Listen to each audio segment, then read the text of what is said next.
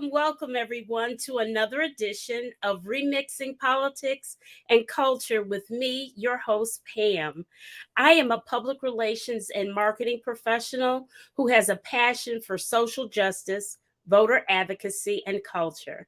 And tonight, we're looking forward to having part two of the discussion about the aftermath of Roe versus Wade. We're also going to look into the issue of disparities, in maternal health care when we hear from one of our guests. One of our guests isn't here just yet, but I'm going to bring up our first guest of the evening, and that is, hey there, Julie. Hi, how are you? Great, great.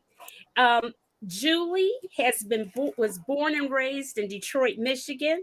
She's a proud graduate of Michigan State University with a degree in business and marketing. And she's also been a licensed realtor for 31 years. She currently works in marketing and public relations for a food truck and restaurant. Julie lives in Detroit with her husband of 37 years, Bruce Fields. They are the parents of two sons and grandparents of three amazing grandchildren. Welcome, Julie, to the show. Thank you. Okay, and Narissa's here. There she is. Hi, how are you?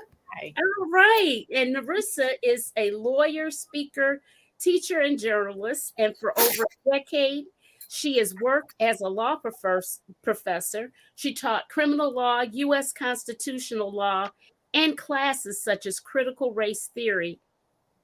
As a result, Narissa understands the many ways the American legal system perpetuates racism, sexism, and other forms of inequality. Narissa also possesses deep knowledge of African American history and is sought after speaker on the subject. She's a proud HBCU graduate of both Spelman College and Howard University Law School.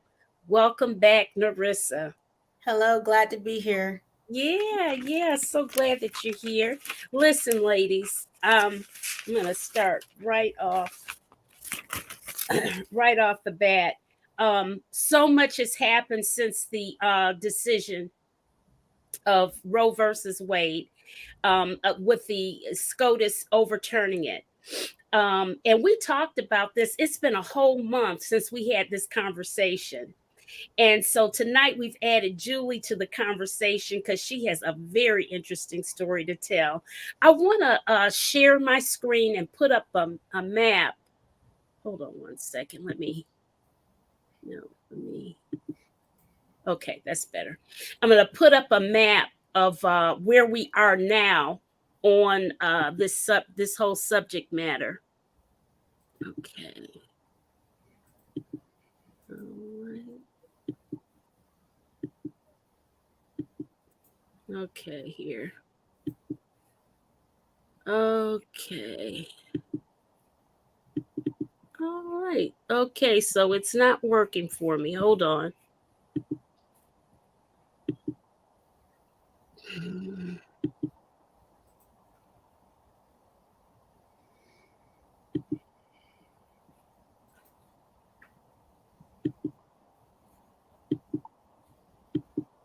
I am not having a good luck. Hold on one second. Okay. Okay. This is live. You can tell it's really It happens. This is real life. This is real live. There it is.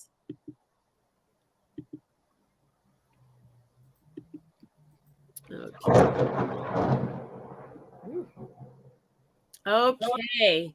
So here is the map that we're looking at now as far as abortions are concerned. Everything in jet black is. Well, I'm only seeing the Gmail graphic. I'm not seeing the full map. You don't I'm see not it? saying either. No. Oh no. Okay.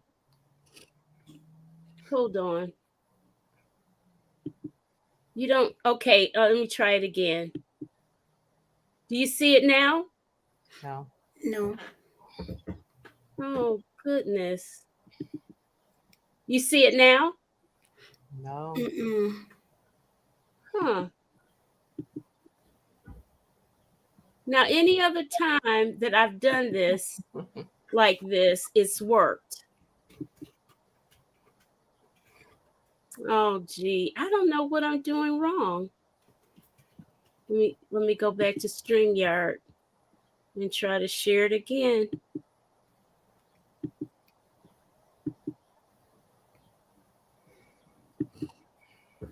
Okay. There. Maybe you see it now? Yeah. Now we can. Yeah. Okay, good. Hey, woo, we figured that out. Jeez. Hey, this is live, folks. This is live. Very much so. This is Very much so. Okay, so everything in black, it's a done deal. It's a wrap. Kentucky, Missouri, Arkansas, of course, Mississippi, Alabama, Louisiana, Texas, Oklahoma, and South Dakota.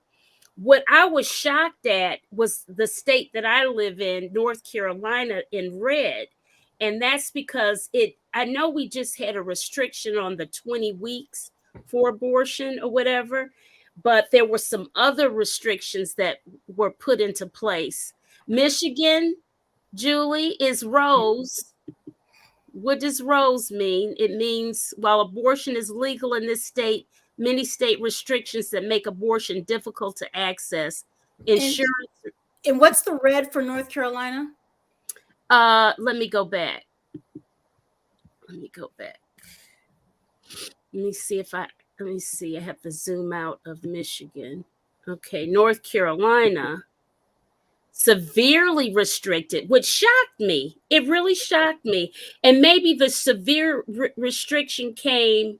Let's see, it says while abortion is legal in this state, aggressive state restrictions make abortion extremely difficult and time consuming to access. Abortion bans after 20 weeks, that just happened. Insurance restrictions, parental consent, and 72 hours waiting period. Yeah, and I get that, but not who am I to disagree with Planned Parenthood? I know they put a lot of work into this, but given our current landscape, where I think North Carolina might be the only state in the deep South where abortion is even legal. Yeah, I think it is. So, I think that, we have to be legal in Florida. For now ish, Yeah. the reason why it's still legal is because they're fighting through the courts and arguing that there's a right, and this is something I mentioned on the last show, that there's a right under the Florida Constitution, if not the US Constitution. But I don't know. Compared to some of the other states in the deep South, I would give North Carolina credit for even having abortion being legal. And at 20 weeks, most of the states that are deciding to keep it legal are limiting it to 6 weeks. And most women don't even know they're pregnant at 6 weeks. You may not have even noticed that you missed a cycle at that point. Right. So it's just to say, to use the technical legal terminology, and I apologize in advance for using technical legal terminology, but it's ridiculous because women know how their bodies work, and women should have the right to decide what they should do with their bodies. And all of these restrictions are just aimed, at making sure that women have fewer options and fewer choices. And let's be clear about who the women who are going to be left with fewer options and fewer choices are. They're going to be Black and brown, because the majority of women who choose to abort, first of all, they abort before 13 weeks. Right. 9 out of 10 abortions. But also, one of the big motivations is because of finances. So who has more reason than, they always say that women earn 75 cents on the dollar for every man, but that's white women. It's like 77 cents. For Black women, it's less. It's like 68 cents. So when you have these income disparities, and having children is super expensive.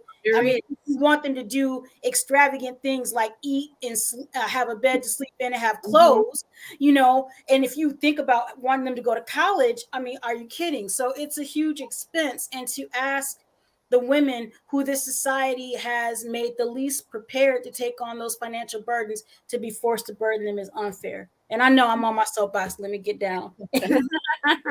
Hey, Julie, Yes. So I want you to share with us well, first, before I do that, everybody that's in YouTube, please hit the thumbs up and consider subscribing. And if you're on LinkedIn or Facebook, please hit the thumbs up and thank you for watching.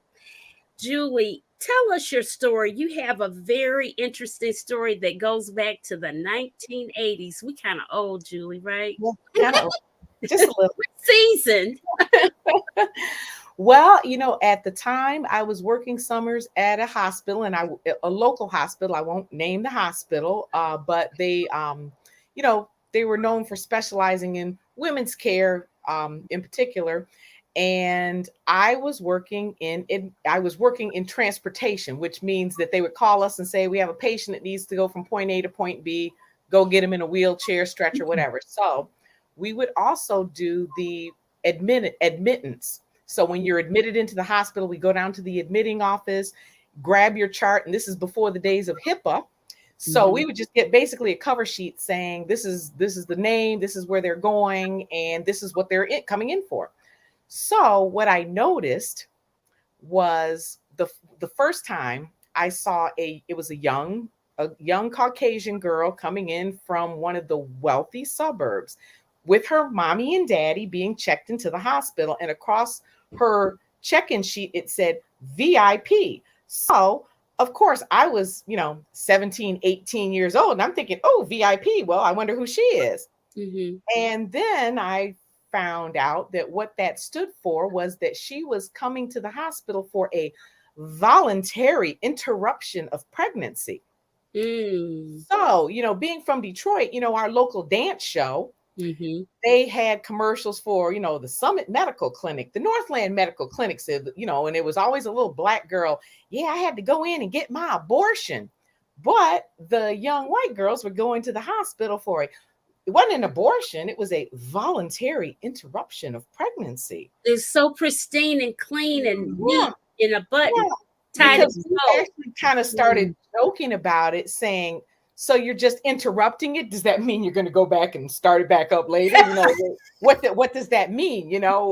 Why is it that the young black girls are getting an abortion, but the little white girls are checking? And I know it wasn't all the white girls, but being that I was probably, within a couple of years of those girls' ages, it just kind of struck me as a little funny, a little different.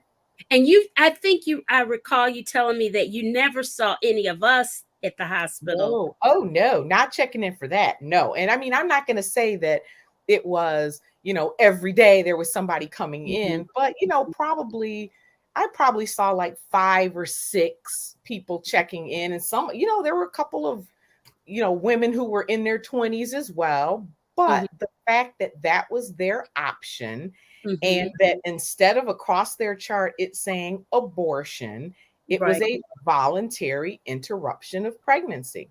And they got to be a VIP for the day. A VIP checked into the hospital. And like I said, the first one that really shocked me was because, it was like little Muffy coming in from Grosse Pointe, and, with her little blonde hair and blue eyes. And, she's sitting in her mommy and daddy brought her in. And it was just like, just so matter of fact, it was just, okay, we're going to come in, check you in and bring you home, and you move on with your life. Right. And so, after I sat with that information for a while, for a whole month now, so we could get you on this show to tell the story yourself, I started, and then I saw the advertising for the movie Aftershock, and I'm going to show the trailer of that. It then hit me. It's like, when we talk about abortion, we really are talking about maternal health care. Yes. We are talking about maternal health care, whether it's involuntary or, you're really at the crossroads of your life thinking that my child is going to be okay, and I'm going to be okay, and I'm going to gamble my life and my child's life and go ahead and have this baby anyway, because I think I can do it. I think it's going to be okay. But the fact that the young African American women who were watching The Scene. I remember that dance show in Detroit, and they were running those ads there. They were not the hospital. Why wasn't the women's hospital running ads there as well? Mm-hmm. You know, it's just that whole, again, that disparity of care.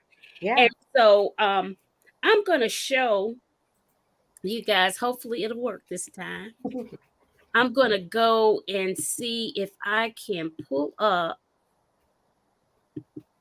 Aftershock, and I should be able to. Hold on one second. Hold on. Come back to StreamYard. Share.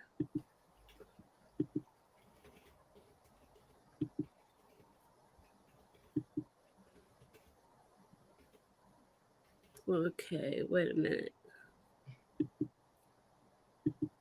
Okay. All right. My daughter's story is loud, colorful, and artful. She was awake, aware, and active. And yet she still died. After she gave birth, Shimani was complaining that she had really sharp chest pains. The ambulance came, I'm telling them the symptoms. Is she on drugs? Next said people come in. Is she on drugs? She kept asking her mother if she on any drugs. I'm like, do y'all talk? We waited solid 12 hours. She's gone. Black women are 4 times more likely to die than their white counterparts with the same symptoms. Why is that? This is a growing epidemic in our community. Hundreds and thousands of men are going through the same situation. Oh, you couldn't tell me that I wouldn't be there. I've never lived in this house without her. You just gotta keep pushing forward. I can't let Amber be another statistic. I had a plan, I had a plan. If these numbers were flipped around and white women were dying at the rate that black women are dying, it would be a national crisis. We fight against maternal morbidity event by event in order to create change. We can turn our pain into power and make something of this. Shimani Gibson, we hear you, we see you. I planned on spending a lifetime with Amber. I wanted to give her my life. This way I'm still going to. Small towns change. The revolution will be tweeted, Instagram, Facebook. This fight is not over. When black mothers die, there's a ripple effect. We call it aftershock. Small towns change.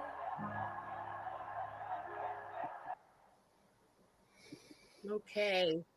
So if you guys have seen that movie already, because it did premiere on Hulu in July, I haven't seen it yet, but I intend on seeing it because it just, I mean, we are a progressive country and supposedly ahead of the curve on everything.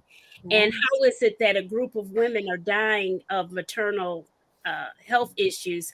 And I so worry about those people who will take matters into their own hands. Yeah. Restrictions in abortion, not having the ability to travel or not knowing where to go to travel. And, you know, because it takes money to travel. It does. And I did read that they said that it's not that women are going to stop having abortions. It's just that they're going to stop having safe abortions. And they said that if a ban on abortion goes into effect in this country, 21% of women, 21% more women will die from illegal abortions, but that number goes to 33% for Black women. 33% more Black women will die from abortions. And what it is they just don't care. I don't know if it was the governor of Mississippi who, when they pointed out the maternal death statistics, who said, yeah, but if you take out the Black women, we're not that bad. Yeah, it was yes. I remember reading that. Yes. Yeah. And I just want to say, this is something that I've actually written about. I have not seen the movie just because it is so, I write it a lot and research a lot about things that aren't so great about us. And it's amazing to me. And the article that I wrote, it starts off with the story of a Black woman who worked at the CDC. I believe she's featured in Aftershock. Her job was literally researching African American maternal mortality. Mm-hmm. So she knew all of the things. She was a doctor, a PhD. She knew all of the things, and it still happened to her. And in researching the article and talking to the experts that I talked to and the things that they said, one of the things usually when we talk about Black health disparities, Mm-hmm. we can control for a few things, right? And we can say, well, if you control for education, because that means maybe you're not as intimidated to talk to the doctor, things like that. Maybe, you're not intimidated to ask the questions. Or if you control for health insurance, which is a huge Yeah. thing. Yeah. And we're just now starting to see the role that health insurance has played in the COVID pandemic. Even Wi-Fi access. Who knew that Wi-Fi access and the ability to sign up for the vaccine was a big thing that was going on? But looking at Black women, they said they controlled for all of those things: education, income, insurance, all of the things that you can usually say, well, if we can get us to point B, we'll be healthier. Diet, all of those things. When it comes to maternal mortality, you can control for all. This is why it's so scary. You can control for all of those things and nothing changes. So the new theory that they're going on, which is what we should all pay attention to, because it's probably going to start to affect other areas of public health as well, is what they call the weathering hypothesis. Mm-hmm. And it's basically just racism wears you down. Yes, Lord. So much in a physical way. And we don't talk about this a lot in your mental health and your physical health as well. And they're looking at that now as being one of the reasons that Black women are more vulnerable. Your body isn't all going through all these things during pregnancy and labor and childbirth. You're more vulnerable to all these stressors that maybe if you weren't, you would be able to maybe push away. But also having someone there, this is the other thing. Oh, I'm sorry, two more things.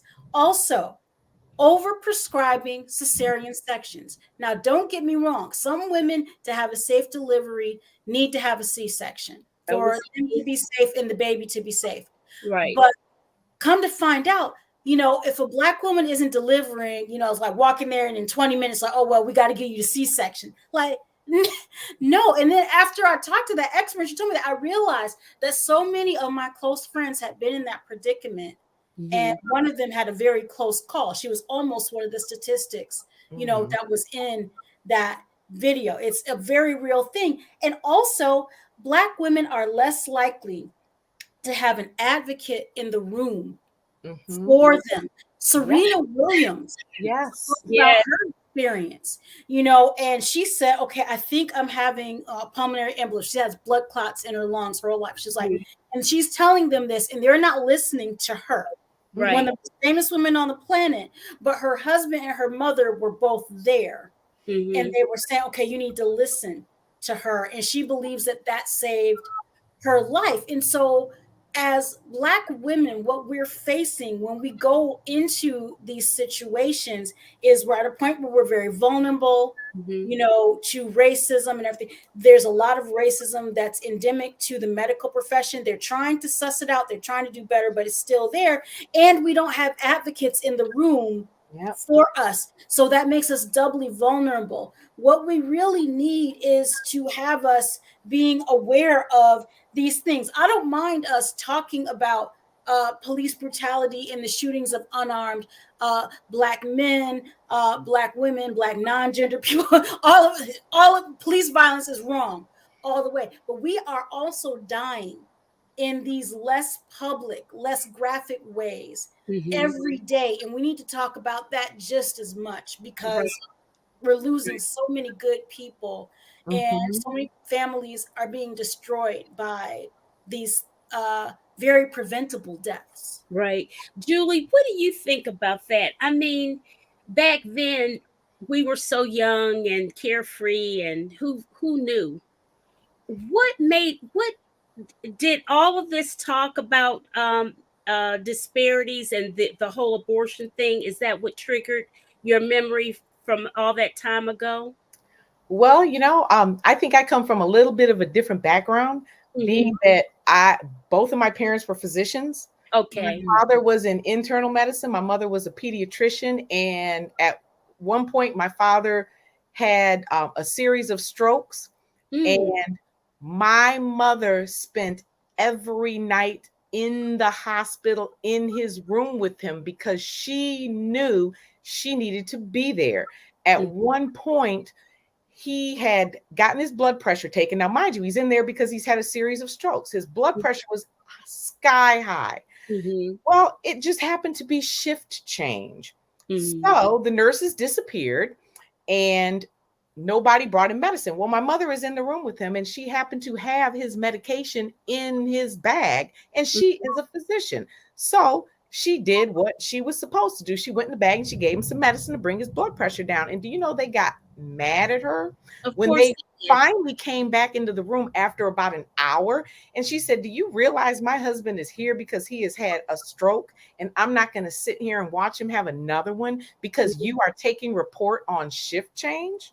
I mean, that just makes absolutely no sense. And so even though both of my parents are gone now, we feel that way, that if somebody is in the hospital, somebody's going to be there with them. Somebody's going to be there at all times to speak for, to make sure things are being done as they're supposed to be done, because it's, like I said, just coming from that different perspective, and my parents were very big advocates of trying to bridge that racial gap.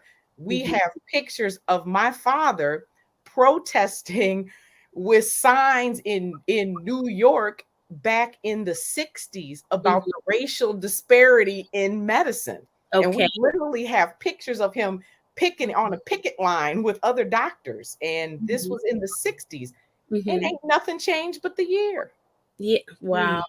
Well, that's so good. I did not know that background, your family background like that. So that would make you more attuned to this type of subject matter. Yeah. It's just you know what, y'all, I still have a bit of shock when I listen to the news, and this was a white woman in this case.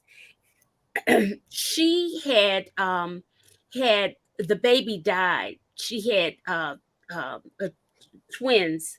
One of and the babies died. And the doctor, instead of doing the DNC or whatever procedure they had to do to remove the fetuses, they sent her home and said, "Well, you got to wait a little while because we don't want anybody to say that I can't remember what state they were in." I But want to say Texas. I think I know the story you were talking about. yeah, and so he said, "I don't want to be, accused of committing an abortion." So she's got to go sit and ponder and wait till Wait till sepsis sets in. That's what I was going to say, before she's septic, and then so this is the crazy stuff that we're in. And the only good thing that I can think of is how Kansas showed up and showed out. Yeah, they did. Yeah, those Republican girls, because that is a show enough red conservative state. They said, "No, you're not going to tell us what we're going to do with our bodies." But though, I wonder, when we talk about red states and blue states, and this is something I haven't written about yet, but I want to do some more research around it. Are all the states we consider red really red, or are they blue states in waiting with a lot of voter suppression going on? Because Beto O'Rourke in Texas, he always says, Texas is really a blue state, but they put all these voter restrictions in place and make it so hard to vote. He said that's the only way that they keep control, in Texas. And as you look at these populations and demographic shifts, and like you said, Julie, gerrymandering, Pam, as you know, here in North Carolina, we had a big win this week where the North Carolina Supreme Court said that our legislature was so racially gerrymandered that if they try to change the Constitution, any of those folks who were in those, they won't allow the Constitution to be changed because it was that racially gerrymandered. And even the United States Supreme Court, they looked at it with almost, I don't think that Amy Coney Barrett was there, but almost all the rest of the, crazy. And if they looked at it and they said, okay, this is racist, so it's gotta be. It had to be so racist. It was beyond racist, okay? If they looking at it and they suspicious, then it's got to be real racist. Well, you remember a long time before, the last time we went through all this mess, they said, I think it was the state Supreme Court said, I think it was that it was with surgical racial precision. Yes, those were the exact words. Yes. Surgical racial precision that they gerrymandered up the place. And what's so sad? I just think often of what Dr. Martin Luther King would say. It's like either we gonna learn to live together as friends, or we gonna die together as fools. I mean, come on now. But it's not. I agree with Dr. King, but it's not us. We're not the ones who are holding up that road to progress. And to bring it back to this topic, I want to bring up two things. We're only going to focus on one because I want to keep it on the voting. This shift has changed in the way that America looked at abortion. Let's talk about who's been driving that shift. And I don't want to bore y'all with all the data and numbers, but if you reach out to me on Facebook, Twitter, whatever, I will give it to you because I don't make anything up. I'm all about the research. But here's the thing. If you look at when Roe was first decided in 1973, right? And they were looking at, who was in support of it. And they've tracked that every year, since then. Well, Black women have consistently been supportive of reproductive rights, right? And back in the 70s when Roe was first decided, white women pretty much felt the same way. Men were kind of at first, both were kind of, Black women kind of brought Black men along, still not as supportive as Black women, but way more supportive than white men. Of course not. Yeah, right. But it was white women who switched. And let's not get it twisted, though. It was switched because it's been this years-long campaign of, these far-right women in the so-called pro-life movement, which is really anti-choice, or if you want to call it pro-birth. Because you want to say you're pro-life, but then when the baby is born, are you going to provide daycare? No. Are you going to provide maternity and paternity leave? No. Are you going to provide extra salary? Are you going to give the teachers who teach these children the pay that they, don't get me started on teacher pay. I'm not a teacher. I've never been a K through 12 teacher, but it's something I feel so strongly about. You live in North Carolina, and we have a sucked up legislature that has screwed up the pay scale for teachers, all educators, whether they K through 12 or in the professors. They messed it up, Julie, real bad here. Yeah, really. And don't get me started. There's also this case called Leandro, where the state Supreme Court ruled that the schools were underfunded in the public schools, which is what mostly Black and brown kids attend. Most of the white parents have opted out. Again, you can bring me back to talk about my strong feelings about public schools and integration and how we got to this moment in American history. This ain't that show. I'm going to keep it on point. But the point is, in Leandro, the Supreme Court in North Carolina said, you have to give these schools this money. They're severely underfunded. And our Republican-controlled legislature has been fighting them and trying to say, well, the state Supreme Court can't order us to spend this money. And we're talking about $1.5 billion or something, overfunded. Our HBCUs are underfunded. But what does this all come back to? Voting. Yes. And yes, you mentioned gerrymandering, Ms. Fields, and gerrymandering is one of the worst things. But nothing beats gerrymandering like going out and voting in huge numbers Yeah. for people who can break Yeah. that Senate filibuster and go out. And in Kansas, I don't think that what happened in Kansas was an anomaly. I think that unfortunately, not everybody watches politics a lot. You know, for someone like me who majored in political science and minored in history is a thing that I always do. You know, it's like I watch, you know, CNN or C-SPAN just like I watch an NBA game. Always been my thing, right? And I think it's a safe space for me to say this here. Bad Boys Pistons are the best NBA team of all time. Yeah. So I can say that. But a lot of people weren't paying attention, I think. I think that Trump winning and the stuff that he was doing was the first step to people thinking, okay, maybe voting does matter. But I think that when the Supreme Court killed Roe with Dobbs, then I think that's the first time people always want to know. You know, when Bill Clinton was running and they say it's the economy, stupid. Yeah. I think the version of this, though, is people want to know what's in it for them.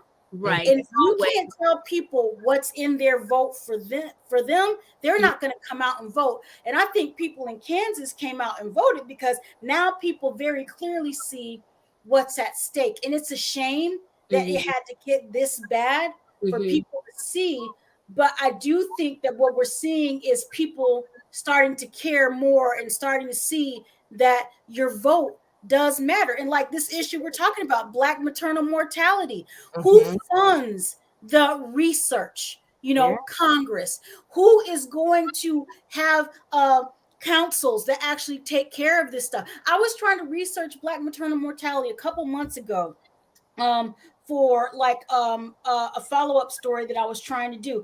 Do you know that some states don't even maintain the data by race because they don't want to?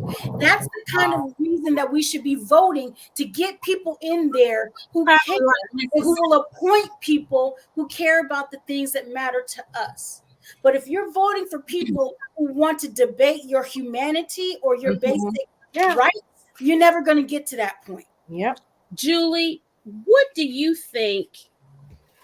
I mean, here you're in my home state of Michigan. I never thought until Roe v. Wade got overturned, I did not know that Michigan had on the books that abortion was illegal since, gosh, back in the 1800s or something. This is a 1931 on the books law that banned abortion in Michigan, and actually just Friday they went to court and a judge said that basically, you know, you can't enforce it because thank God we have Governor Gretchen Whitmer and Dana Nessel as our attorney general who are fighting for us. And I don't know if you, Pam, if you know Melvin Butch Hollowell, but he is an attorney, and it was one of the attorneys who was arguing on behalf of women all over the state. And I actually on Facebook, I told him, I said, thank you, Butch, because he was one arguing for. Did he go to Cass? Did Butch go to Cass? No, he did not. He didn't go to Cass. He did not go to Cass, but he was one of the lead attorneys arguing for that. And so there's an injunction on that law for now, because coming up, we have something that's supposed to be on the ballot in November, but of course the Republicans are trying to say there was a typo in the language and the spacing between words was not clear enough, therefore it shouldn't be on the ballot, giving the people of the state of Michigan the right to vote as to whether or not they want abortion to be illegal here or not. So they're trying to come in on a technicality as opposed to actually having the people say what they want to say, and which is whether or not they want abortion to be legal in the state of Michigan. But for now, in Michigan, abortion does remain legal, and they're trying to get that word out to people who think, you know, people are panicking. They think it's illegal, but they're trying to get the word out. No, as of right now, it is legal in all counties in the state of Michigan, but they're trying to overturn it. That's trying so ridiculous. It is. Well, and you know what? Let me give another shout out to Governor Whitmer. Yes. Governor Whitmer has had her life threatened. We Yes. They her, tried to kidnap her. The yeah, people Yes. who tried to oh, kidnap her went to the high school that I went to. But we'll oh, talk about that after the show. I forgot that Narissa is from Michigan, girl. Oh, I'm from really? All of us are from Michigan. Yeah. How- Wow. She's from the Grand Rapids area, right? Oh, okay. Okay. Yeah. Yeah, Betsy DeVos country. I know. I know. Yeah. I have nothing good to say about that woman, so I will not say anything at all. Because Betsy DeVos was really part of that whole unraveling. What they really want to do is to get rid of the education department Exactly. and loosen They up do. all of that money, Yeah. and we will have all of these charter schools. And nothing against charter schools, however, I do have a problem when certain charter schools don't have the exceptional children's programs that help kids with all various levels of disability and stuff, as does the public schools are mandated to do. And then you take my tax dollars to create this school. I have some that's problematic for me. Very problematic. What's more problematic to me, though, is that charter schools still, for whatever legal purposes, are treated as public schools because they get public funds and their charter is given by the state, so they're still operating under the public entity. What really concerns me, and this goes back to the topic that we started with, is that with this Supreme Court, we were so focused on Dobbs, a lot of people missed the decision they made the day before, which is where they said that this guy, this coach, could pray with the students. Yes, Yes. What they're really trying to do, and this is not to talk about anybody's religion, but what they're trying to do is make it a theocracy, and a very specific theocracy, because only 13% of Americans think that abortion should be outlawed in every circumstance, even rape or incest. And we all heard about that horrible story with the little girl from Ohio, and we don't know her circumstances. All we know is that she was a victim of abuse, because if you're pregnant at 10 years old, how can it be anything else? Yeah. And then it came out the other day that most young girls who are pregnant under the age of 16, most of the time, I think they said something like it's over 60% of the time, the father is over the age of 21. And that lets you know that what we're looking at is a larger problem. And that's why, to bring it back a little bit to pop culture, I think it's so good and so telling that we were able to, and by we, I mean Black women coming together and putting pressure because nobody else is doing it, to say, R. Kelly, no, you know, and to say, you know, this is how we're going to keep our, you know, our young women safe. And by setting up those boundaries, is say, no, uncle, whoever, you ain't coming to the cookout because we know you're not a safe, you know, person, or, you know, if he's going to be there, no, I'm not just going to look the other, you know, way. Don't But have I think that we as a society, or sitting on their laps and all of that type of stuff. Oh, come give me a hug. Where my hug at? Or, you know, you got to kiss them. No, and, you know, by the time I had my daughter, they were saying, no, don't give your kids those messages. The message you need to tell them is if they don't like somebody, they don't have to hug anybody. And so what if you feel embarrassed or, you know, no, they'll get over it. You know, nobody gets to hug and kiss on them because that's their body. But that's what we're going through. And that's the other reason why, you know, they have that idiot, what's her name? Marjorie Taylor Greene. She introduced a bill talking about we got to prevent children from being groomed, and you can't mention homosexuality or gender differences or anything. You know, that's not the danger to these kids. The danger to these kids is and always has been heterosexual men preying on young girls. There's nothing new about that. When I was working in the hospital, the majority, I mean, I was seeing girls 13 years old coming in having babies, 15-year-old girls coming in having their second babies. And when you look at the age of the father, and this is back in starting in 1979 through, you know, a couple of years of the early 80s. And a lot of times these fathers were 27, 32. And the, you know, these children's mothers, these girls' mothers would be coming in, you know, helping the girl home with the baby. And I'm thinking, but you're okay with the fact that this 27-year-old man got your 15-year-old high school child pregnant? Exactly. Exactly. And that I would have thought that they would have been charged with statutory rape, because that's They what it they is. no, and I guess you have to look at it like, well, at least the father was showing up when the child, or but it's a grown man preying on a child, Child. and a lot of times with the consent of the child's mother. But Well, here's the other, yeah, guys, here's the thing. Here's the thing. What is going, and Julie, I'm gonna ask you this. You're a mother of two grown sons, Mm-hmm. and Narissa and I have daughters. Mm-hmm. So I'm gonna ask you this: how would you, now that, okay, we've got all these restrictions in place and what have Mm-hmm. you, how would you talk to your sons about what's going on now, being careful? Mm-hmm. I think your sons are married though, right? Yeah. Well, if they weren't married, how would you address that for them to be responsible and what have you, to deal with this crisis that we're in, pretty much?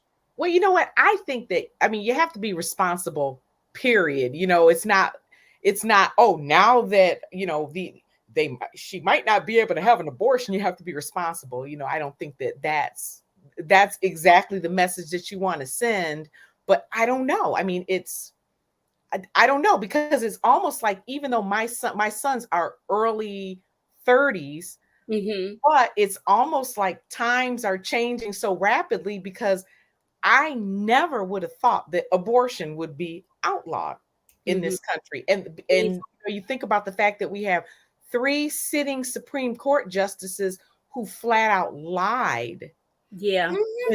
when they took that oath, and they were being questioned to sit on the Supreme Court. They flat out lied, and as soon as they got that opportunity to overturn it, that's the first thing they did. And the things that, the excuses that they came up with, talking about Amy Coney Barrett, what they said about, and it was Amy Coney Barrett and Samuel Alito. And what it wasn't that they said that about the need for the increase in the domestic supply of infants. And you know what that means? That means we don't want all these little black babies that are in foster care. We want us some new white babies. Mm-hmm. But it turns out that was something that was the CDC wrote about back in 2008. And they said that they were just talking about, it's the CDC, they talk about health, and they talk about different things. And what they were saying was that at this time, a lot of people are adopting children from overseas because of the lack of the domestic supply of infants. So it seems that Amy Coney Barrett, they kind of picked that line up, and they put it in their information when they were overturning Roe, and what was leaked out, that was in there. And then even in the final ruling, that was in there. Yeah, and this was very, I'm not going to say it was slick, but we can learn a lesson, because as I mentioned in the last time when I was on Pam's show, I wasn't shocked, because I've been expecting this for a very long time, because of the way that the Supreme Court works, and because presidents, I always tell my students when I talk constitutional law, presidents only have really 3 big powers. People act like the president can control everything from gas prices, to the temperature outside. No, the Constitution gives the president 3 big powers: to be able to appoint the cabinet, like your attorney generals. Oh, Merrick Garland. Can we just give Merrick Garland a round of applause for the horrible week that he gave Donald Trump? And to appoint the justices on the Supreme Court and the lower federal courts, and to deploy troops. Those are the big powers that the president has. Other than that, the president is sort of like, basically you could think of it like a caretaker of a guard. The president's not there to plant, more like to weed sometimes and to do other, but people don't understand that those and what got me, and I think I said this on the last show, the people were out protesting outside of Kavanaugh's house and other things, and I'm just like, that's so cute, but you can't protest against a Supreme Court justice. It's a lifetime appointment. They could care less The only way they can get out of there is to be impeached, to die, or to retire. And That's speaking of impeachment, how is it?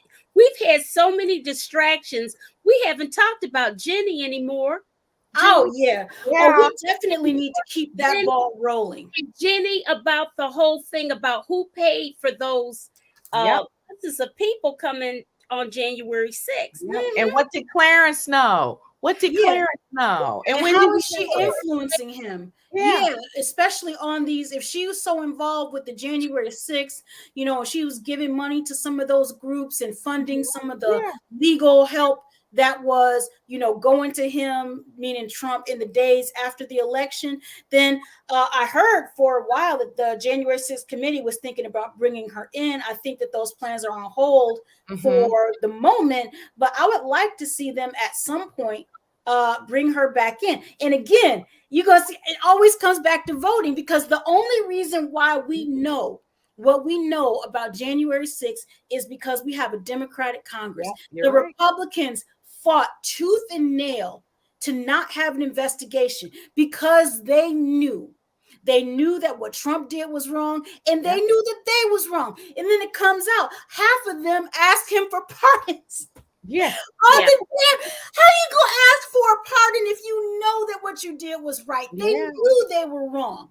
They knew they were in the wrong, and so they didn't want anyone to investigate the depths of their wrongness and depravity. So this is why we need to show up in November. And here's the thing, don't just you show up. If you know somebody who's turned 18 since 2020, you get them there. You got your cousin who, you know, maybe is, you know, kind of listening but kind of not. You know, you get him or her off to be like, look, it's not about TikTok and social media. That's not, it's not about the likes and follows. It's about these ballots. You bring them. All of us need to bring 3 people who've never voted before, or try to influence 3 people to vote. And guys, bring somebody to the ballot box, get them registered, get them. We have to show up like never before. Y'all got to pretend that Barack Obama is on the ballot again. You got that's what you got to do.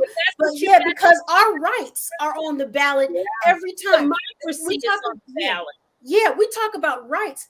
As a constitutional scholar, white men are the only people who, and let me even say wealthy white men are the only people whose rights were guaranteed from the beginning. From 1787 on, because North Carolina was the last state to get rid of the thing you had to own land before you could vote.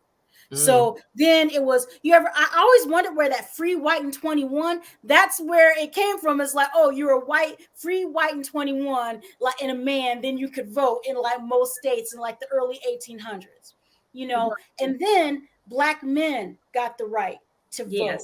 You know, and then for a glorious 10 years, we had Black men in all of these different positions. But then Jim Crow came along, and a lot of people don't know how devastating that era was. And look how hard we had to work. It took us about 100 years to go from like post Civil War and getting through Jim Crow to have Black folks back in elected positions again. We cannot afford. We don't have another 100 years. We don't. In us. So our rights are on every ballot. I don't care if you're voting for dog catcher. I can break it down to you how the dog catcher is racism. And literally, I've written about that because Black folks can't afford security systems. We're more likely to have Rottweilers and pit bulls. And yes, they will come after us first. I'm saying I can bring it all back to race. Julie, what would you have to say about this upcoming midterm election and how critical it is for that our lives are on the line, literally and figuratively. Our democracy as we know it is on the line, literally and figuratively. What do you say to these young people who are kind of, life is happening? You know, I don't have. What I have to say is, just even if I'm just talking to the young ladies here in the state of Michigan, you don't get to the poll in November. Right now, our choice is between Gretchen Whitmer and Tudor Dixon. And I don't know if anybody if you know, being in North Carolina, have looked up Tudor Dixon. I haven't looked him up yet. Or no, she. Oh, it's a lady. She. Oh. Tudor Dixon. And she believes that a rape victim should not be able to have an abortion because she believes that having your rapist child can be part of your healing from being raped. See? And they're actually, I'm so glad that we finally are running the commercials and things that we need to run, because there is a commercial right now that is running that shows her being interviewed on Channel 4 as well, which is our NBC affiliate, as well as our Fox affiliate. And in both interviews, she is saying she does not believe that a rape victim or an incest victim. And then one on Fox, the reporter came out and asked her, so say you have a 14-year-old girl who is raped by her uncle and is pregnant. Should she be able to have an abortion? And she says, no, that's the perfect example of someone that should have the baby. That's the perfect example. A 14-year-old who's been raped by their uncle. That's the perfect example of somebody that should be. Was she raped by her uncle? Is she a mother? Does she have children? You know what? I don't know, because every time she opens her mouth, it's like they want to give the state of Michigan. I mean, they want us to have our own Lauren Boebert or Marjorie Taylor Greene. And this lady, you know, she's the one who, the drag queens and the this and the that and the other. And then it's come out that she was doing like softcore porn movies back when she was younger. And they had movies, but her explanation for that is, those were made for people who were 18 and over. Those weren't for children. Well, guess what? Drag queens aren't for children either. But guess what? If I want to take my child to a library to hear a drag queen read a story, that's my business. You know, you're worried about your rights. And a drag queen reading Dr. Seuss has never hurt a kid. They're not gonna be. Oh my God! I'm telling you. So how old is? I can't believe she said that in public. I'm sorry. How old is she? You know what? I don't know. I think she's 45.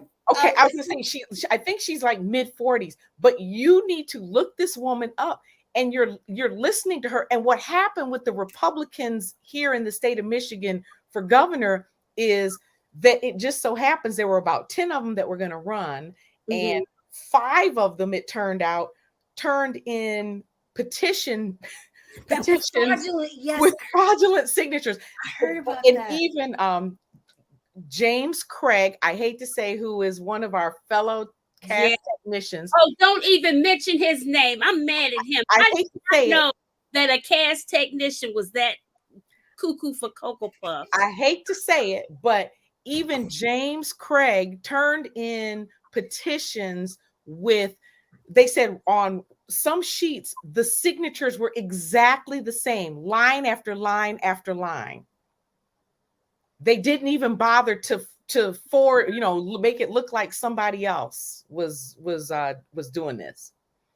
Yeah. I don't know, guys. It's just so disgusting. I cannot wait till we get out of Hootersville, whatever this is. That's the only thing I can call it. And Andy Smith said that that Tudor person has 4 daughters. God bless her daughters. I guarantee you, though, please check out their family, because if she believes that getting raped and incest and all that's good, are her children even safe? But here's the thing: they're safe from drag queens, and they're safe from being around trans people. So in her mind, they're safe. But let me just say something else about that. I guarantee you that if one of her 4 girls, I have no idea how old they are, but if they were underage and not married and everything, I guarantee you, because of the way that those types think, that they also think that anyone who gets pregnant out of wedlock is, an awful person, and you deserve to be punished. right? So the baby is like your punishment for having sex out of, the confines of marriage. So that's number one. And you did something. And if you've ever like heard of like the like really serious you know fundamental Christian beliefs, and they will say that like the Duggars, you heard about the 19 kids in counting, that was one of the things they told their son, and they had told their daughters, well, you can't tempt him and like be around him like that. These were little girls. So that's the one thing. But the other thing is, it goes back to what we've been talking about. Because this is a wealthy white woman of influence, if her daughters did get pregnant, she could put them on the first plane to whatever state or to Canada or wherever to get them what they needed, and they would be just fine. We don't have the options. We don't have the kind of jobs where we can take a week off of work for a 72-hour waiting period. We don't have the kind of income that will allow us to fly. We don't have those options, and this just highlights that even more. So whenever I hear someone say those sorts of things, I always think, you're a hypocrite, because that if the shoe was on the other foot, if someone, God forbid, I don't want this to happen, but if someone did assault her daughter, she wouldn't want her daughter to have that baby. No. And so where did she come from? Where did she You know what? I don't know where she crawled from, but under a rock is their top candidates all were disqualified from the ballot. One guy. So we ended up with the Republican choice was literally one guy who has been charged with being at the Capitol on January 6th. Right. Tudor Dixon and so these were their choices, and I guess they just picked the craziest one of the bunch, which is what they seem to be doing these days.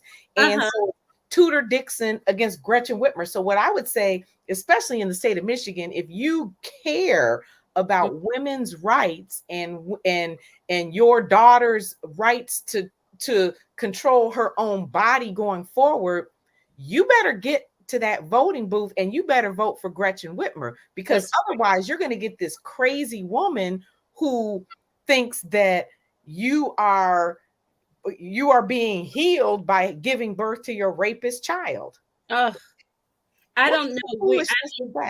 I don't know. And I don't know what church. I would love to know what church is backing her in that type of endorsement, because then we need to go and investigate everybody in it, right?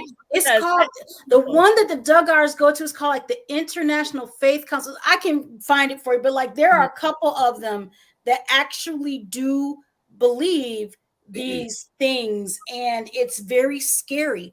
And people have the right to believe what they want to believe. If a woman tells me that she could never get an abortion because that's not something that she believes, fine. I'm not going to tell her that she has to, but just don't tell me that I can't because of what you believe. Right. And the bottom line is, you don't have to have any excuse. You don't have to be a 12-year-old rape victim. You don't have to have some awful story to make the choice to have an abortion. You should be able to have that choice if that is the choice you make. And okay, so you don't believe in abortion, you would never have one. Great, then don't ever have one.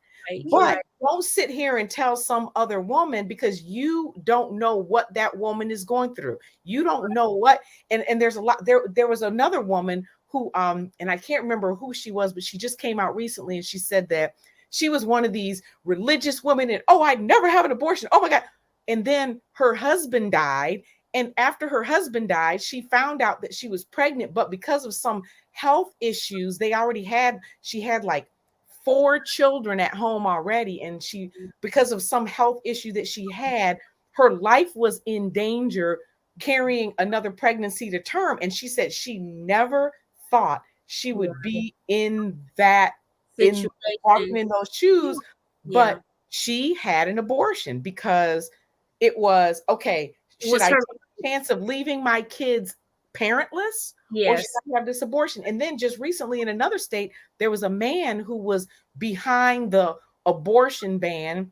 Mm-hmm. Then a teenage girl who would have been affected by the abortion ban that they were putting into effect. Mm-hmm. I think she died or came close to dying, and he found out about it and he said, I can't back this because I can't be somebody supporting something that's going to cause a young woman to die. Right. And it turned out whatever it was they were voting on, it still passed like 8-1. He was the lone dissenting vote. Mm-hmm. But it's almost like these people, if it doesn't happen to them, it doesn't exist. But and it's a lack of empathy. Oh no, I didn't even know that. Yeah, right. And the totally thing is, we have got to get. We really need to stay out of people's medical offices and their doctor's visits and all that, because we don't know. We don't know the circumstances that any of us may find ourselves in. We really don't. Because as we said at the top of the show, Julie, the information that you provided from what happened back in the 80s in the hospital, it really shows up as a disparity in maternal health care. Period. Period. Point blank, period. And abortion is maternal health care. It is. It absolutely is. We need to we just really need to be careful with our judgments, and also what we say and how we conduct things, and leave it up to the physicians and the mothers in those situations. Well, ladies, I'm going to wrap this up. You guys who are listening, we appreciate you so much. Thumbs up the video on whatever platform you're listening on, whether it's YouTube, LinkedIn, or Facebook. And thank you, Julie. It's so good to see you, homegirl. Thank you, Narissa. Narissa, we're neighbors. We gonna get together this week. We gonna make it happen. We gotta make it happen. All right, you guys sign off with me and say goodbye to everyone. All right, bye-bye. Bye.